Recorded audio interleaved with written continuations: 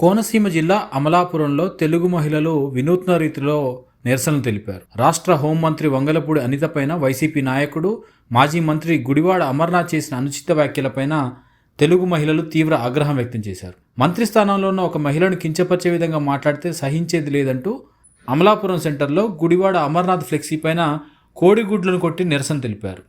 మహిళల కట్టుబొట్లపైన, మేకప్ పైన నీచ వ్యాఖ్యలు చేసిన వ్యక్తులు వైఎస్ఆర్సీపీ నాయకులంటూ విమర్శలు చేశారు. తెలుగుదేశం పార్టీ రాష్ట్ర కార్యనిర్వాహక కార్యదర్శి పెంచెట్టి విజయలక్ష్మి ఆధ్వర్యంలో జరిగిన ఈ నిరసన కార్యక్రమంలో మహిళలు గుడివాడ అమర్నాథ్కు గట్టి హెచ్చరికలు జారీ చేశారు.